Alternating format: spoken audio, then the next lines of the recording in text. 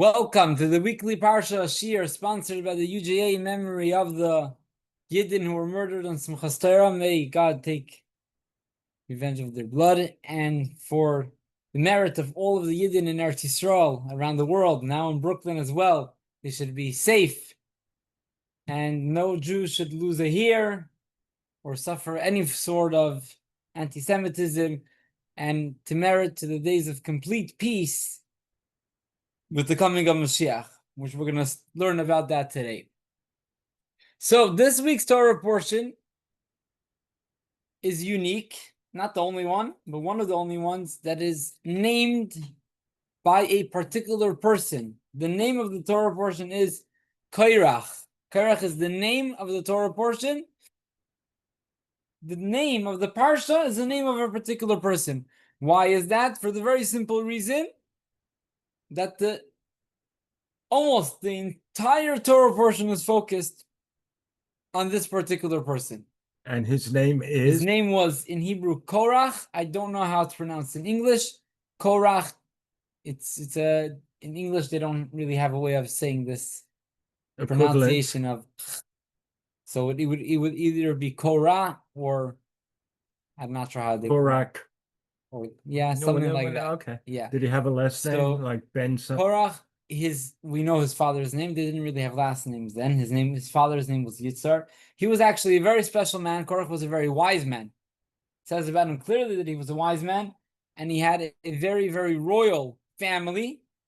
He was related actually to the leaders of the Jewish nation. He was related to Moses, and his brother Aaron. He was from the tribe of Levi, which is the tribe, the family of the priests, of the Kohanim and the Leviim. He was a member of that family. David, you're a Levi? Yes. Oh, wow. So he was a Levi. We don't have to explain. Mishpucha. David is a Levi. Korach was a Levi. Korach will learn what his story was and the lesson that he teaches us. Fascinating lesson, we'll soon see. So what's the story of the Parsha? Again, almost the entire Parsha is focused just on his story.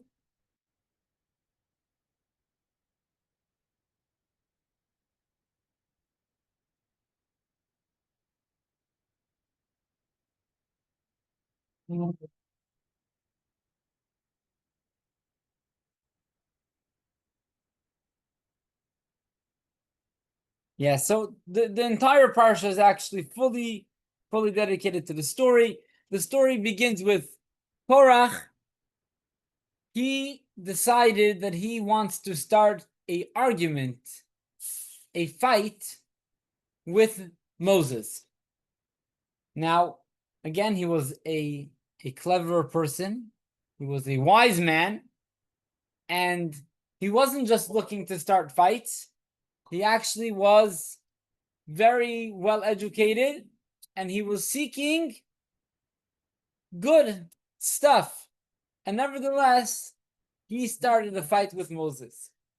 What was the fight that he had with Moses? What was the dispute that he had with Moses? Korach, like we said, was a member of the royal family. He was a Levi. A Levi is 1 out of 10 of the rest of the Jewish nation. You have 12 tribes. He was a unique tribe. But he saw that even though he was a Levi, Moses and his brother Aaron, the high priest, were his cousins, closely related, and nevertheless, they got a much of a higher position than he did. He was just a Levi, whereas Moses was the leader of the entire Jewish nation, and Aaron was the high priest. And there were some other nominees, some other appointments that also frustrated him, that he felt he deserved to get a better positions than he got, and he felt others that got those positions were less worthy than he was. And for that reason, he began to argue and fight Moshe. And what was his argument? So we spoke about why he was disturbed, but his official statement of his argument was He told Moses, the entire nation is holy. And God is present in the entire nation. Why then do you rise yourself? Do you exalt yourself over the rest of the people? If everyone is holy, why then are you taking a position of leadership over the rest of the people? This was his banner. This was his statement of his argument, of his dispute with Moses. And he didn't keep this dispute with himself. Of course not. Rather, he went to his neighbors and he managed to recruit lots of his neighbors. And he continued gathering. He was a clever man. He didn't go for the simple people. He went straight on to the leaders of all of the tribes. He went to the leaders of all of the tribes, and he slowly, or rather quickly, recruited them within a short amount of time. He persuaded them with many different arguments. He persuaded them that he's not fighting his own battle. He's coming to fight their battle. And that whatever Moses is doing, he's doing it from his own personal agenda. He's not coming in God's name. Even though he's claiming to be coming in God's name, he's really running his own show. And he managed to gather 250 of the leaders, like heads of courts, like the highest ranking people. And he managed to rally them up and gather them against Moshe. Now Moses saw that there's chaos about to happen. This all happened within one night. So it was really not slowly. It was actually very quickly. Moshe realizes it's time to get his act together before this escalates even more than what it's already escalating. And Moshe tells them, okay, what is your argument? Let's make it clear. And Moshe, before he challenges them, he seeks to speak to them in a peaceful way. He calls them. He himself actually goes to them. He first called some of the people, some of the big instigators, called them to him. He asked them, let's talk. What's bothering? They said, we don't want to come. They said, who are you? You messed us over. You took us out of Egypt, of land that's flowing of honey and milk, and you're taking us to the desert. So Moshe says, okay, you know what? I'm going to come to you. And Moshe goes to them, and they didn't want to open the door. So at that point, Moshe says, okay, we have to put an end to this. And he tells them, okay, what do you guys want? So they said, we're upset about Aaron being the high priest. We all want to be the high priest. So Moses says, okay, fair. You all want to be the high priest. You guys think you all can be the high priest. So let's see. You're claiming that I made up that Aaron should be the high priest. My own nominee, not by God. So I'll give you all a special service in the holy temple. Then it was the tabernacle, the Mishkan. A special service which is very, very powerful. It's like, let's say we were to use very sensitive chemicals. If we were to use that example, if you know what you're doing, you can have an amazing outcome. And if you don't know what you're doing, you mess around with chemicals, can have bad explosions, can not end up nice. And he told them, okay, I'm claiming, people, that there's only one high priest. You guys want to stand up for this challenge? 250 leaders. I'm warning you that one person will survive. Everyone else will die in the process.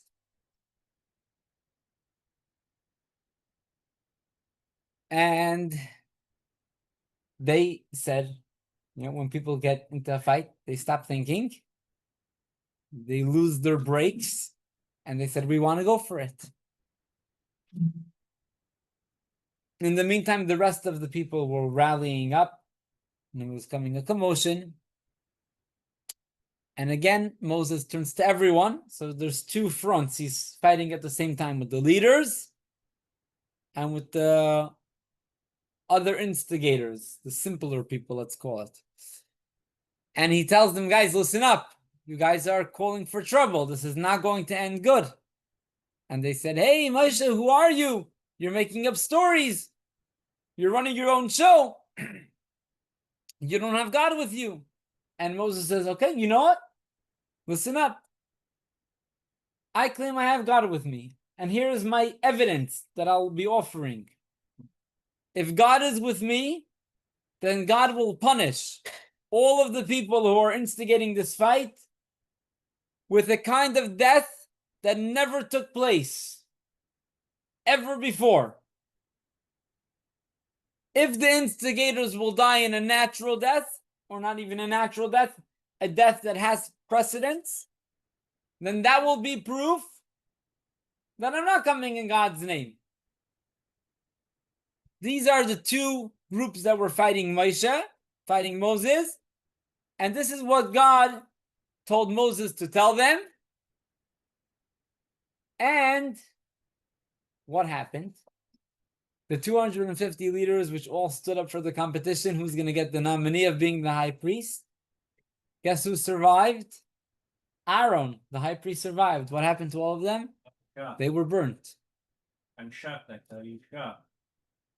And the people who were instigating the fight, not the leaders, God indeed made a tremendous miracle. And they died in a very interesting death. They were swallowed into the earth. Their entire wealth, everything came with them. Earth under them opened up, swallowed, and covered. But that's the story, huh? That's the risk they took, right? Yeah, they did. That's the risk they took. That's the story of the Parsha. And then there was a plague that broke out. And gotta have a plague, God then sent Aaron, which was being challenged all of this time, and then he was being challenged for causing the death of all of whoever was killed in this story.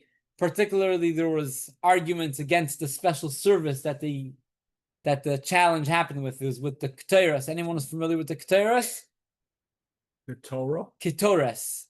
Ketores is a very unique offering. Most offerings in the temple are of animals, kosher animals. This is a special offering of different spices, which cause a very good smell. The offering of the Ketores was what everyone competed with. So in order to show how the Ketores is actually a positive thing and a good thing, so what God used to stop the plague was actually that Ketores, that incense, those spices. Yes. And then the next part of the Torah portion again God continues to prove his choice of the priests.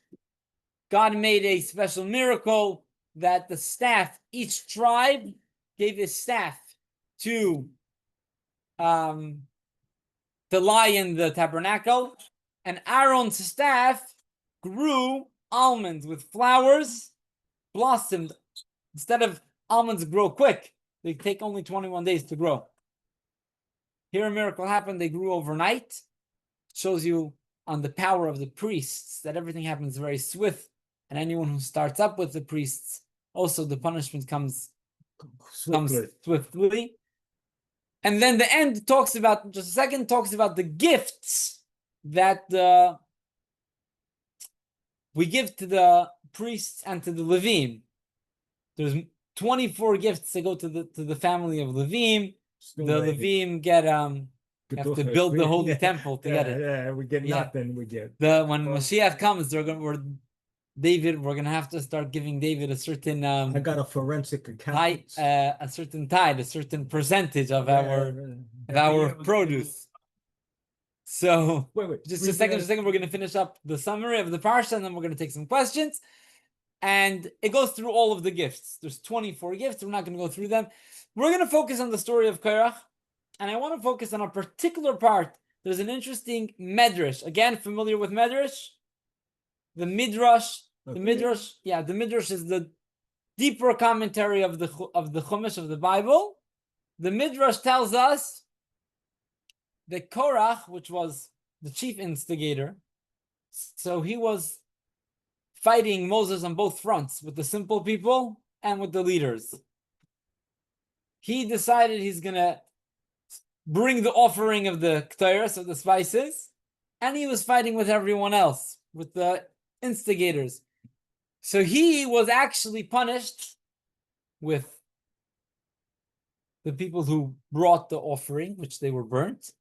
And he was also punished together with the rest of the instigators, that he was swallowed into the ground. He got a double punishment. What's behind this double punishment? So the Midrash says something interesting. The Midrash tells us that if he would only get the punishment of being burnt, then the people who were swallowed would say, hey, he instigated us to get us swallowed, and he's not getting swallowed. And if he would only be swallowed, then the people who were getting burnt would say, hey, he's the one who instigated us to go for this silly challenge. And he's not getting burnt, and we are getting burnt. Therefore, he got both punishments. This is an interesting midrash that we have on this topic. Yes, now we're going to take some questions on the summary, and then we're going to focus on this story. Yes, David. Okay. Repeat that part about the staff of Moses sprouting almonds in a night. Yeah. The staff of Moses miraculously just sprouted almond. Yes. And the causative agent was, what caused it to sprout? Miracle. Why? So the theme of the miracle was that indicating not to start with the priest family. Okay. Priest family, that was the message. One of the messages, at least. One of the messages was that also the blessing of the priests works very quick. The blessing of Yivarechacha. It teaches us the power of the priests. Of the priesthood. Yeah, correct. Okay. Elliot, yeah? Go ahead. Eliezer, any questions? See, David, this Parsha works better if you understand it in the sense of the Godfather. You don't mess with the chosen. Oh, good Lord. Eliezer, you had any questions on the... David? I any? got here late, Rabbi, so I missed already half of it. Okay. Thank goodness. So... You have to give me the Cliff Notes version Friday. Cliff Notes, yeah. So, again, the beginning... You know, the people that were consumed in flames are not in any position to say, by the way, they're getting buried alive, and the people in a sinkhole, they're dead. They're buried alive. How can they complain? Good question. Good question. We're going to touch on that. Yeah, very good. So, again, we're going to focus on the story of Korach, which in brief, Korach had an argument against Moses. Why are you acting in a position of leadership as if you are more special than the rest of the Jewish people when the entire nation is holy and God is present among the entire nation? Why then do you exalt yourself? Why then do you make yourself... Some people are more holier than others. It's obvious, no? Not everything is obvious. Not everything. Common sense isn't so common. Nope. This was his argument. And again, there was two punishments. We spoke about it before. There was two groups that were heavily involved in the argument. One group was burnt. That's the group of the leaders. And the group of the regular instigators were swallowed in the ground. So we're going to be focusing on what's the significance of those two punishments and why Korach himself, which was the chief instigator, why was he punished with both punishments? Welcome, Yaakov. So, before we move on to explain what's behind this, I'd like to share some background information. Anyone ever heard of a book called Sefer Yetzirah? Yetzirah, anyone ever heard? The book of what? What is it in English? Yetzirah. I don't know what it's called in English. The We book of formation. That would be the literal translation. Okay. The book, oh, Rivka heard of the book. The book of Yetzirah is a book that is the first Kabbalistic book, and it is actually written, according to some opinions, by none other than Adam Harishain. That is the first person to be created, written by Adam. Adam. Some opinions hold it was written by Abraham, the first of the forefathers, and some opinions hold that it was written by Moses. Either way, it's the first Kabbalistic book, perhaps one of the first Jewish books, and written by a great author. Now, one of the foundations of the book of Yetzirah is, Yaakov, you hear this? One of the foundations of the Sefer Yetzirah is that everything in the world plays itself out on 3 dimensions. Olam, I'll explain, Shana and Nefesh. Olam means world, Shana means a year, time, Nefesh means a soul, a person. So everything plays itself out on 3 elements. Space, the world is space, time, a year is time, and Nefesh is person, a soul, people. So whenever we have a discussion, we'll always be able to find the equivalent of the concept that we're talking about in Olam, Shana, and Nefesh. These 3 elements of space, time, and people. Korach was coming to argue that he wants to create a unity between all people. How did he claim we're going to be able to reach a unity with all people? He said, you know who's blocking our unity? Moses is blocking our unity. Why is he blocking our unity? Because he's creating division among the nation. Moses is coming and saying that I am closer to God than the simple people. If the simple people want to connect to God, they're going to have to turn to me to help them. Aaron, the high priest, was coming and also creating division. So claimed Korach. Because Aaron was coming and saying, my service of God in the tabernacle is more holy than the regular person who's out there at work, or the regular person who's out there studying. So Korach said, hey, Moses, hey, Aaron, you are causing division among the nation. If we want to be able to have some unity over here, we got to have some equality. Communists. No more leaders. No more people in position. Everyone is equal. His argument was, the entire nation is holy. Why then are you lifting yourself above among the nation? Why are you lifting yourself to make yourself better and holier? His argument was, in order to have unity, we need to get rid of the separation. We need to come to a point of equality. No one is different. No one is better. Everyone is special. Everyone is equally good. Everyone is equally the same perfect person. And therefore, there's no room for leadership among the nation. There's no room for hierarchy. There's no room for anyone to be leading and being in a greater position than anyone else. In the story, there's a part that we missed, which we're going to get back to now. When Moses spoke to the people fighting, what he told them was,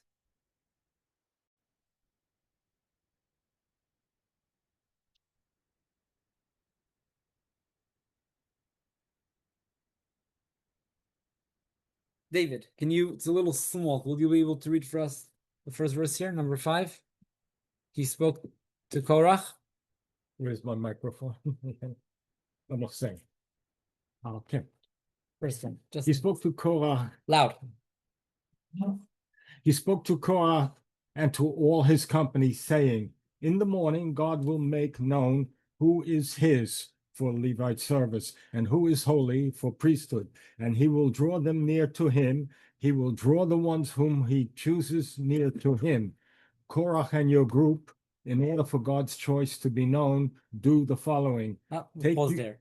Perfect. So if you notice, David, you were reading it quick and you were reading aloud, so I'm not sure if you noticed. What did Moses tell them? Before he told them anything, what did he tell them?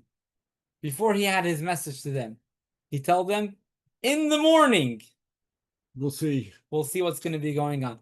Who knows what happened in that night? We spoke about what happened in the night. Korach went gathering all of the people against Moses. He went for his campaign. He went for an intense campaign throughout the night. Why did Moshe say in the morning, God will tell us who is his choice, who should be the priesthood family, and who should be running the show? So the commentary tells us there was a very deep message Moshe was passing on in his statement. In the morning, God will tell us. Moses told them, Korach, you're looking for unity. You're looking for equality. You're looking for peace. In that case, I want you to know, in the morning, just as God created a division of night and day, dark and light, and that is how we have a day. A day is composed of a night and a morning. If you can cancel that division of day and night, of morning and night, then we'll see if you're going to be able to cancel the division of the priesthood family and the regular Jewish people.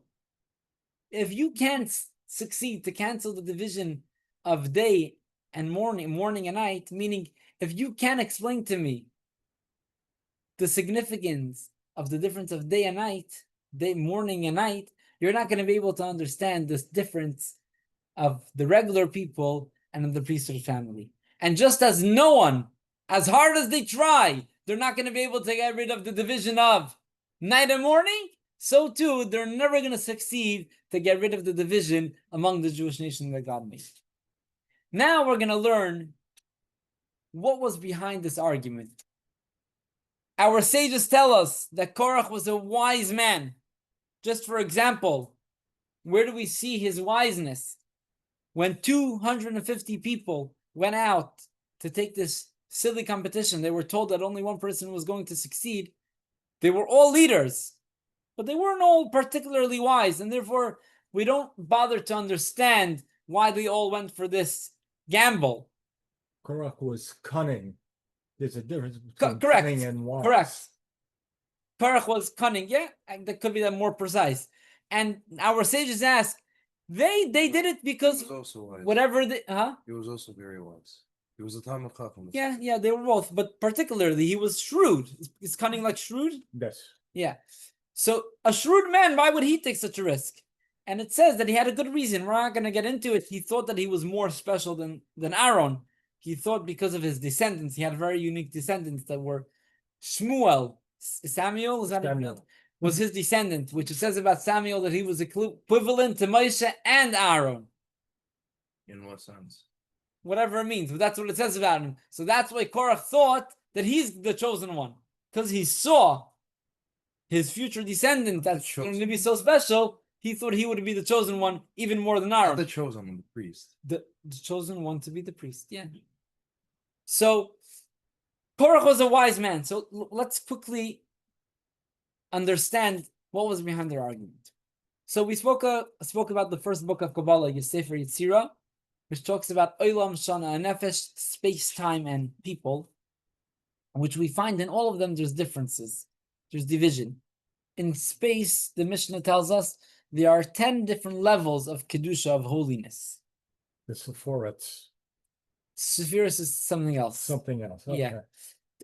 In geographically, there's 10. The whole world has a lesser status of holiness than Israel.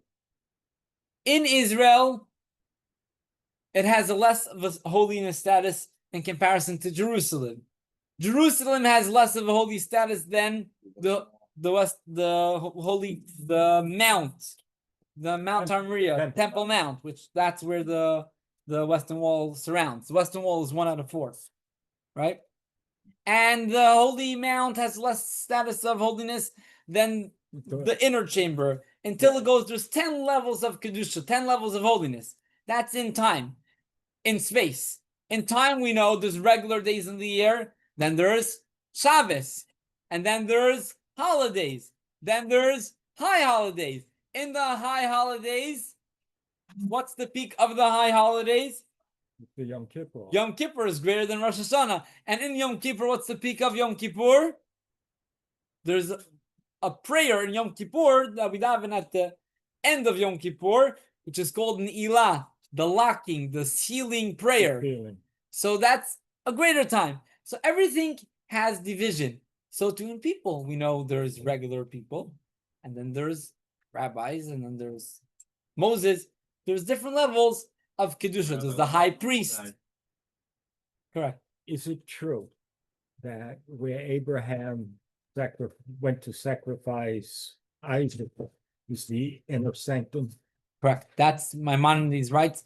Not only that, that's also where Adam Harishon, Adam, when he was created, he also brought an offering to God. That was the same spot. Also, Noah, when he came out of the ark, also was in the same spot. Yeah, very interesting. I haven't heard. That's really interesting. But that's in the beginning. You can look it up.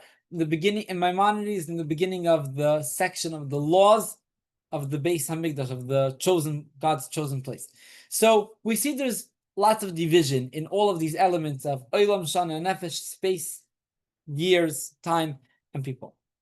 Now Korach said that we need to have equality in order to have unity.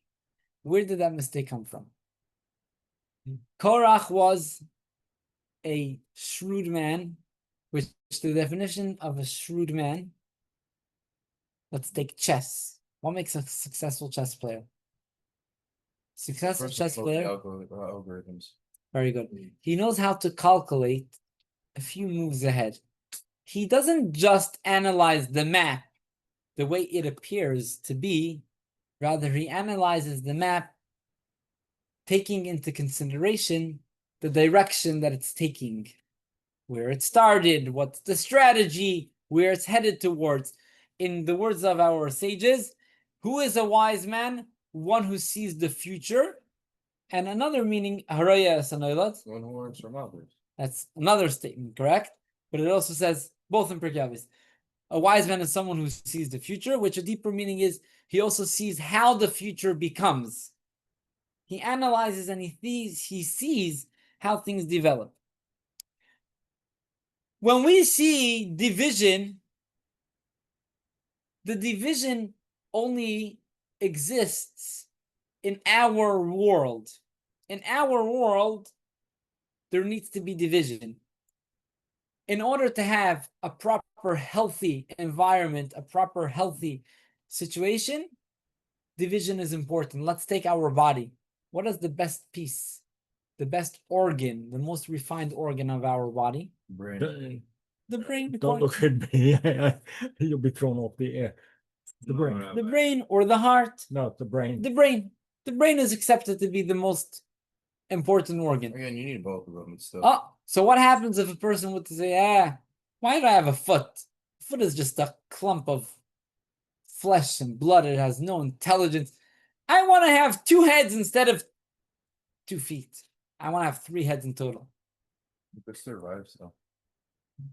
What are you going to tell this person? I understand that you feel bad about the foot, but Yeah, but if heads you want- doesn't mean double the processing. if you want an operating body, you got to have a head and 2 feet. There's nothing to do about it.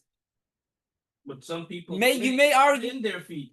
You may argue that the foot is not as special, but I can't say that. But nevertheless, that's how you have harmony and unity. When you have a mix of everything, you have to build a home, to build a family. You need 2 different genders to come together. What happens if a person is going to argue, I connect more to this one or to the other one? Yeah. You won't have a family building. So, yes, the way we operate our world works with division. That's how we can get, welcome. With the division, we can get to a full, united harmony and full situation of peace. Imagine you were to have a society where all of the police or all of the doctors would say, hey, we don't want to be doctors anymore. We want to become prime ministers. What's going to happen to all of the sick patients? No one is going to be able to treat them. But Rabbi, So all of these doctors are using, AI to pass their medical exams. So, they Yeah. can do the same thing Okay. with prime ministers too. Okay, but we get the point. So this is the way it works, the way it plays out in our world. If we will go deeper, go back to God, to the source, the inner energy of everything, is there any division in the source? Is there any division in God? No. Heaven forbid. God is the most simplest unity that exists. The unity, God's unity, is not composed of many organs. The unity in our body is composed of 248 organs. The unity in a government is composed of 20 ministers or whatever, 20 offices. The unity in every other place, it works with a beautiful harmony of many different things working together. By God, his unity is the simplest unity. Everyone is equal. Not everyone. There is only one God, but it's one simple pitch. Everything is the same by God. God doesn't have differences. He's Achdus Hapshuta. Unity, simple unity. Not unity that's composed of different parts. The people of Korach's camp, they were punished by being swallowed and by being burnt. Why? We learned in last week's class, God operates Mida Keneged Mida. Mida Keneged Mida means in the same measure that we act, that is the measure that God deals with us. What did they want to do? They wanted to cause a unity by getting rid of separation, by getting rid of division. When a person will try to get rid of division, when division is needed, he causes two things. He causes the people that are supposed to be in the position of giving to stop giving. And he causes the people that are supposed to be in the position of receiving to stop receiving. By his call for unity via getting rid of separation of division, he says there's no such a thing as a giver and a receiver. He's causing the givers to be lifted above, not to be able to be giving anymore, and the receivers to stop receiving. When a person comes and calls for unity, he's in essence saying, hey, you're not allowed to be taking from anyone else because you're the same as the other person. And he's telling the giver, hey, you're not allowed to give anything to anyone else because you're the same as the person that you're giving to. And that's exactly what happened to these groups that were fighting with Moses. The leaders, which are supposed to be in a position of giving, by their argument of, hey, let's get rid of the separation of the division, they stopped their job, their assignment of giving. And therefore their punishment wasn't a punishment, a random punishment. It was a consequence. Mida keneged mida in the same measure. What happened to them? What's the expression we have when something goes on fire? It goes- combust. The common expression, I think, it went up in flames. It went up in flames. It went up in flames. What does it mean, it went up in flames?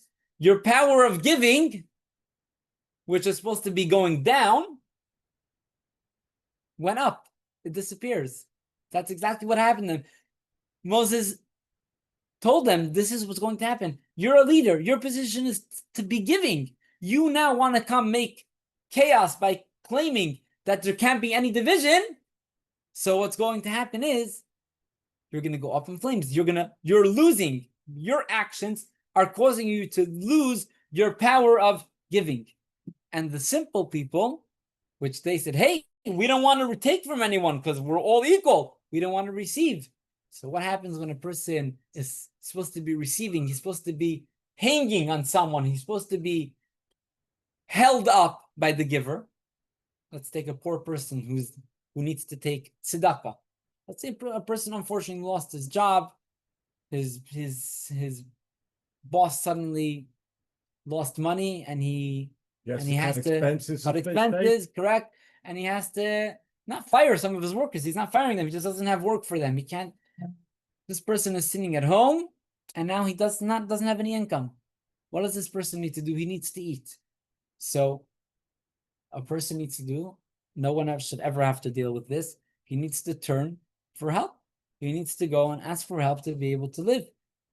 If he's gonna refuse to take help, if he's gonna be refusing of receiving because he says, hey, I don't believe in a concept of giving and taking, everyone has to be equal. So what he's going to be doing, he's going to be falling down. A person that needs help, a child that insists to climb and to balance on something that he cannot stand straight on without having someone holding his hand, what's going to be the consequence? The consequence is he's going to be falling and he's going to be swallowed into the ground. So that's where, just a second, let's just summarize. The argument of these people were that we're all the same. What's the result of we're all the same? That the people that are supposed to be giving stop giving because they're not allowed to give. And what happens to them is that they go up. And the people that are supposed to be held up and are supposed to be taking, they're not allowed to take anymore now. They fall down and they're swallowed into the ground. Korach himself, which instigated, he was the person who created the theory, he himself suffered from both problems. And therefore, by him, he went up in flames, he was burnt, So he got and buried. And he was swallowed into the ground, he fell over. So this is the inner story, the fascinating story of this argument. Now, whoever thinks that there was only one fight in the desert, you're mistaken. There was many, many fights. As a matter of fact, it says about Aaron, the high priest, that by his passing, everyone cried, even women and children. Why? Anyone else? Yaakov. Because you would always make peace. He would always make peace. Why was he always making peace? Because there was always fights. But not all fights are written in the Chumash. There's very few written in the Bible. One of them, the main one I would say, is this one. Because of the very powerful lesson that this... Fight. Yeah, the very powerful lesson that this story teaches us. What's the lesson that this story teaches us? The lesson that this story teaches us is when we want to come closer to God and we want to bring other people closer to God, we often come with a mistaken approach that in order to make peace, in order to make harmony, we need to compromise on boundaries. In order for me to make peace with God, I need to give myself discounts. And in order to make peace, bring other people up closer to God. So we're going to water down God's message. We're not going to give it over in its truth. Or in order to make the Jewish nation a powerful nation, we have to open up our doors to anyone who wants to come without any criteria, without any rules. In order to have unity, we have to let everyone out of prison because we want to be nice to everyone. Yeah. And this is, if we notice, in our lives, not in large scales like the way I described it, but we can find this idea that we like to forget about the boundary for the sake of the unity and for the sake of the harmony. And God tells us the only way to have true unity and true harmony is with respecting the boundaries that God says. And we'll finish off with Korach being a smart man. How did he come to this mistake? So we touched on it before. We'll finish off with this idea. Korach saw the truth. He saw the truth the way things have evolved. And he looked back at the beginning, not the beginning of creation when there was day and night. He looked back at the beginning of the Creator and he said, hey, wow, the Creator, his unity and his simplicity is not composed of different parts. His unity is a simple unity. I want to come and bring God's unity into our world of separation. I want to bring his unity and transfer it, experience it also in this world. And you know what?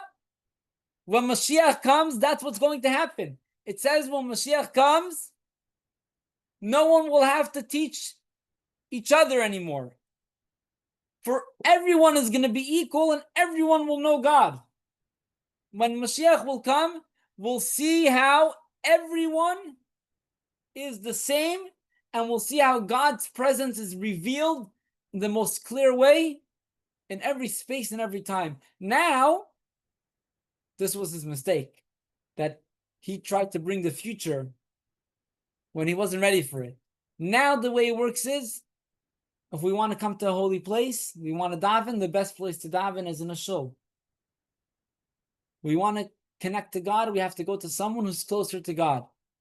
When Mashiach will come, which happens with our work now, we will reveal God's presence everywhere and in everyone. And then truly we'll be able to see God's presence in the most revealed way everywhere and in all of us. May that speedily come. And that the way we will bring that is by respecting the boundaries now. That's how we're going to be able to come to that point to break all of those boundaries. God will be revealed here in the most revealed way. May that happen speedily.